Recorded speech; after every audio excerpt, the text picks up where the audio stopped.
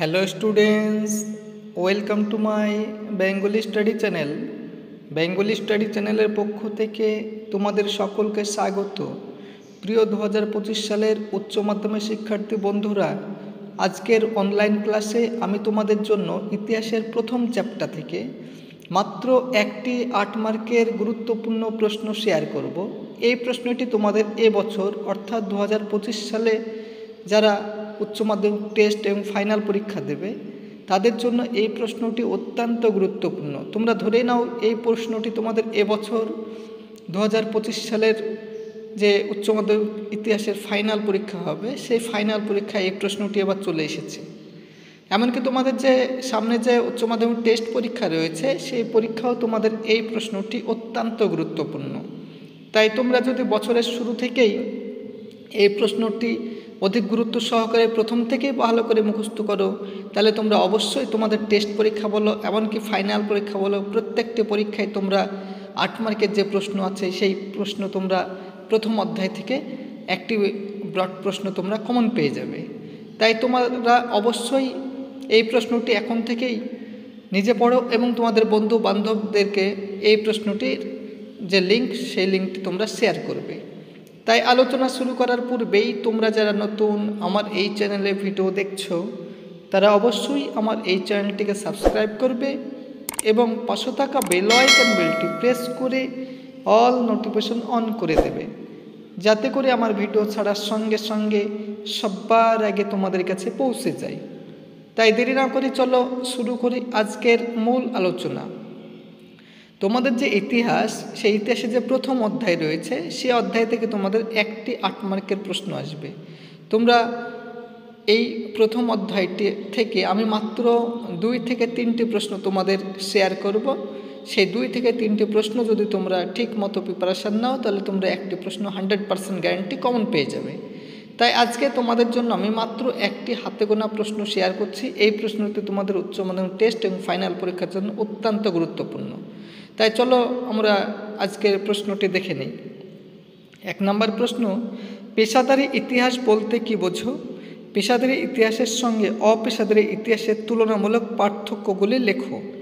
এই প্রশ্নটি তোমাদের বছরের জন্য অর্থাৎ উচ্চ মাধ্যমিক 2025 সালের টেস্ট এবং ফাইনাল পরীক্ষার জন্য এই প্রশ্নটি অত্যাধিক গুরুত্বপূর্ণ।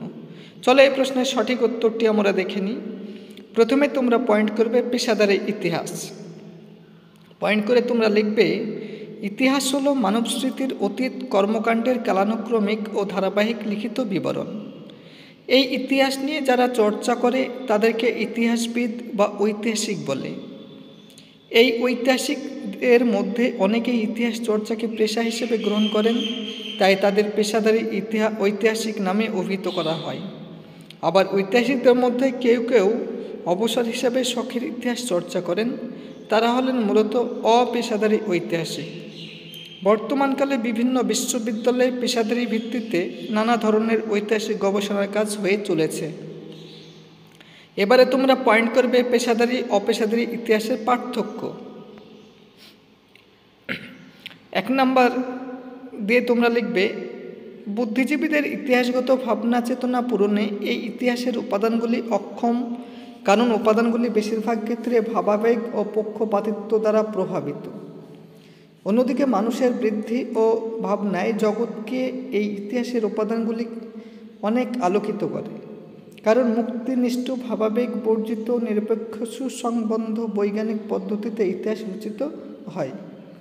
এবারে তোমরা 2 নম্বর দিয়ে লিখবে, অপেশাদারী বিভিন্ন ইতিহাসমূলক উপাদান যেমন শোক কথা, পুরাণ, কিংবদন্তি, বীরগাথা ইত্যাদির ওপর নির্ভরশীল, কিন্তু পেশাদারী ইতিহাস প্রাথমিক উপাদানের ওপর নির্ভরশীল, যেমন প্রত্নতাত্ত্বিক উপাদান, সাহিত্যিক উপাদান ইত্যাদি।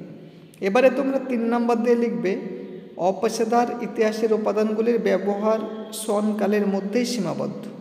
এগুলি ভবিষ্যতের উপাদান হিসেবে গ্রহণীয় হতে পারে না, কিন্তু পেশাদারী ইতিহাস অতীতের কাহিনীর ওপর নির্ভরশীল হলেও এই ইতিহাস আমাদের ভবিষ্যতে কী ঘটতে পারে তার একটি ধারণা বা ইঙ্গিত আগে থেকেই দিয়ে দেয়, ফলে আমাদের ভবিষ্যতের সমস্যা সমাধান করা অধিক সহজ হয়।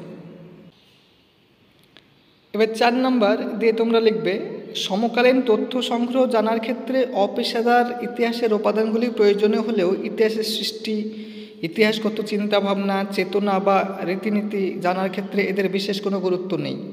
পেশাদারি ইতিহাসের ক্ষেত্রে ইতিহাস সৃষ্টির, ইতিহাস চিন্তাভাবনা, চেতনা বা রীতিনীতি জানার ক্ষেত্রে বিশেষ গুরুত্ব আছে, কারণ পেশাদারি ইতিহাসের সর্বাধিক গুরুত্বপূর্ণ উপাদানটি হল ঐতিহাসিক উৎস ও তথ্য কার্যগতভাবে যাচাই করে এবং সুসংবদ্ধ পদ্ধতি ব্যবহার করে ইতিহাস রচনা করেন।